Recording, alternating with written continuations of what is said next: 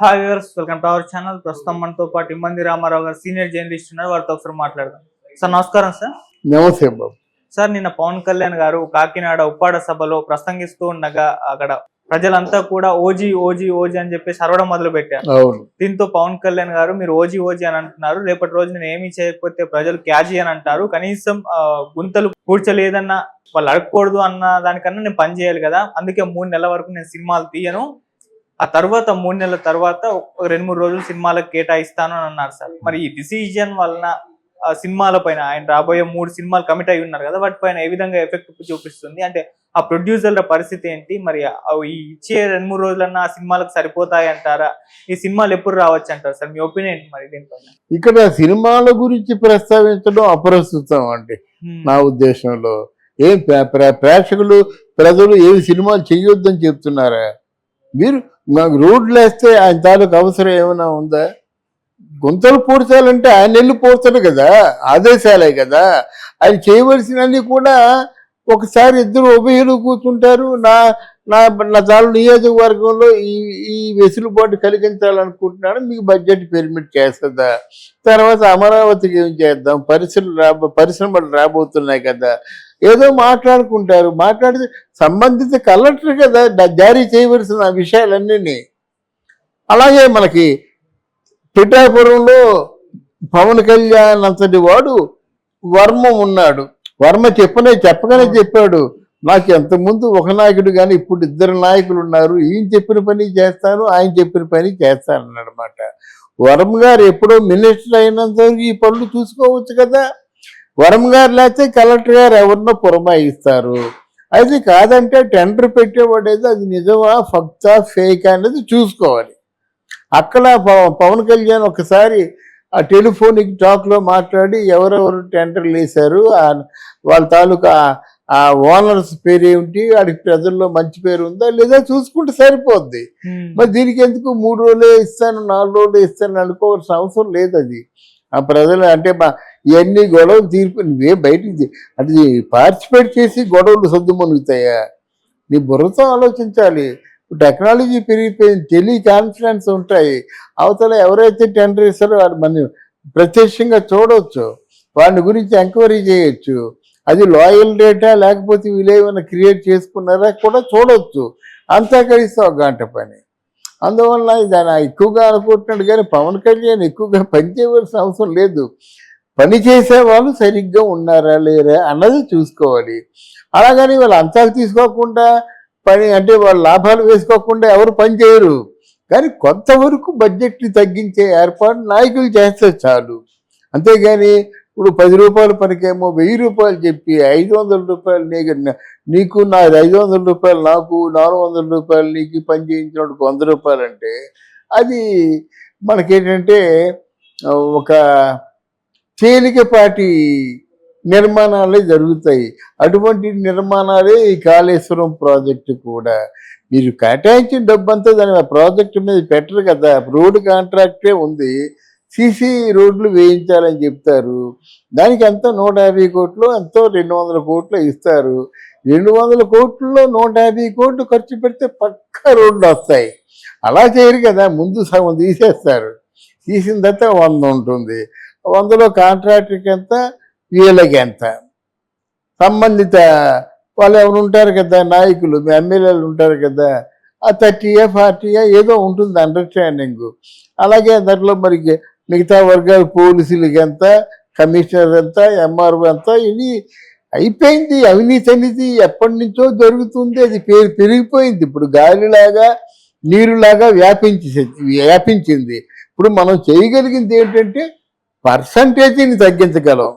మీరు పర్సంటేజీని తగ్గించండి, కొన్నాళ్ళ పాటు రోడ్డు ఉండేలా చేయండి, అదే మనం కోరుకుంటుందన్నమాట. ఇవన్నీ ఎందుకు చెప్పానంటే ఇది కేవలం ఫిజికల్ శ్రమ కాదు, మెంటల్ శ్రమ ఉంటుంది. ఆ మెంటల్ శ్రమ చేసిన తర్వాత సినిమాల్లో చేసుకోవచ్చు కదా. సినిమాలు చేసుకుంటే ఇంకా 3 మైలేజ్ ఉంటుంది కదా. అందువల్ల దాన్ని నేను కొంచెం వ్యతిరేకిస్తా. 3 రోజులే సినిమా కేటాయిస్తానంటే కోట్లలో అప్పు తెచ్చినట్టయితే ఆ అప్పుకి వడ్డీలు ఎంత అవుతాయండి? ఎంత కలెక్ట్ చేస్తే బ్రేక్ ఇవన్ అవుతుందండి. ఇది ఆలోచించుకోవాలి కదా. 3 రోజులు ఏంటి, ఒక సినిమా ఇచ్చామంటే ఆ సినిమా ఫినిష్ అయిపోవాలి 1 నెలలో. 2వ నెలలో ఇంకో సినిమా ఇచ్చామంటే అది ప్రయారిటీ బట్టి డేట్ ఇచ్చుకుంటూ పోవడమే. 10 రోజులు 15 రోజులు అయిపోయింది సినిమా. అలా ప్లాన్ చేసుకుంటే బాగుంటుంది. కానీ రోజు 3 అంటే మళ్ళీ ఆ చూన్ అవ్వాలంటే ఎప్పుడుదో ఆగిపోయింది కదా హరిహర వీరమల్లు. మళ్ళీ కథలు, సీన్లు, డైలాగ్స్ ఇవన్నీ రెడీ అవ్వాలి కదా. అందువల్ల మరి ప్రాక్టికల్గా ఆలోచించి మాట చెప్తే బాగుంటుంది. కానీ 3 రోజులు అంటే అది ప్రొడ్యూసర్లు ఏం చేద్దామని ఆయన ఉద్దేశం. కోట్ల రూపాయలు, లక్షలు అంటే వడ్డీ తక్కువ వద్ది, కోట్ల రూపాయలు అయితే వడ్డీ ఎంత వద్ది. వడ్డీ ఆ కలెక్షన్స్ కంటే వడ్డీ ఎక్కువ అయిపోతుంది అన్నమాట. అది ఆలోచించుకుంటే బాగుంటుంది.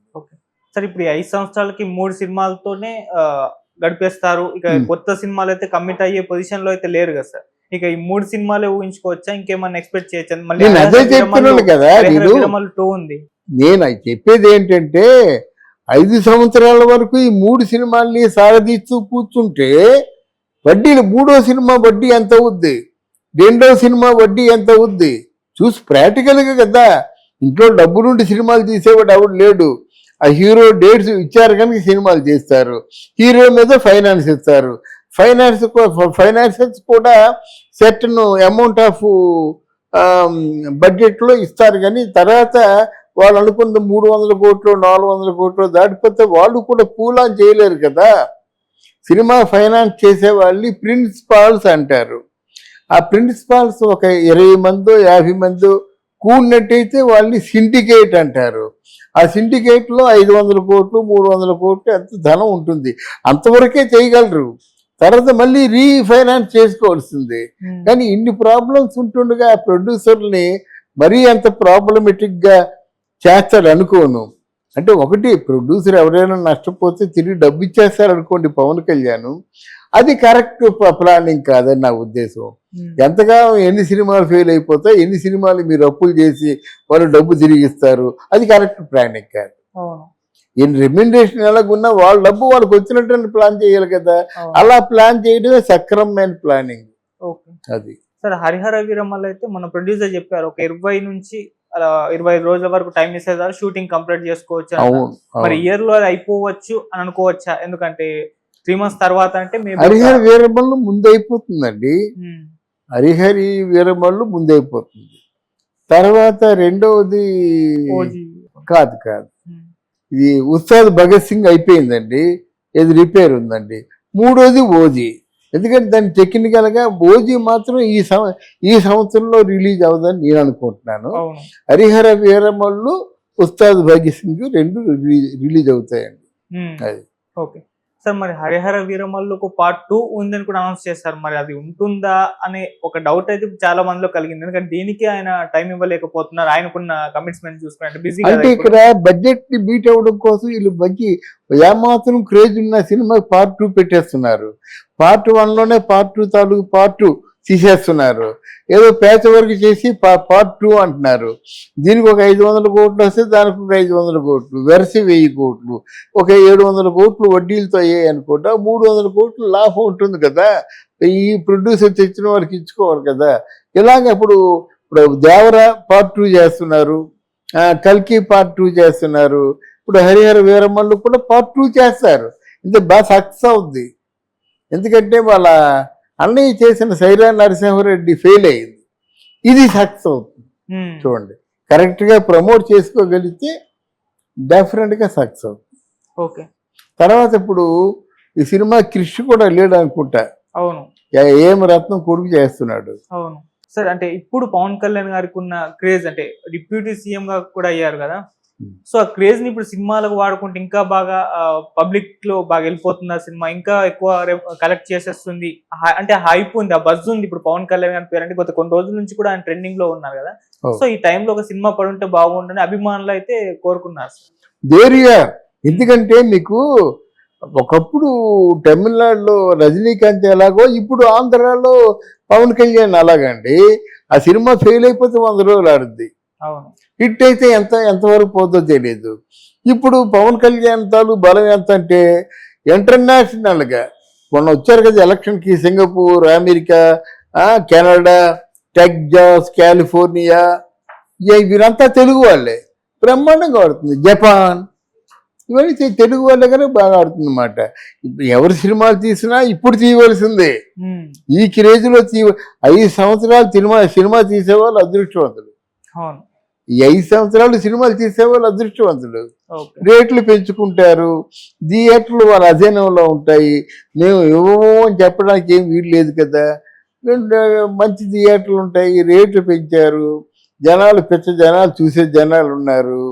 ఇప్పుడేమో ఇక్కడ ఈ పెన్షన్ డబ్బులు పెరిగేసరికి వీళ్ళందరూ ఇంట్లో ఉండరండి. అందరి దగ్గర డబ్బులు ఉంటే సినిమాలకు వెళ్ళిపోతారు. ఈరోజు ఆంధ్రదేశం చాలా హడావుడిగా ఉంది. నాకు అక్కడ ఫోన్ చేస్తుంటే పండుగ చేసుకుంటున్నారటండి. 4,000 రూపాయలు పెన్షన్ నుండి 3,000 రూపాయలు లాస్ట్ ఆ బకాయి ఇచ్చేస్తున్నారట. మనిషి చేతిలో 7,000 అంటే ఒక మనిషి జీతం కదా.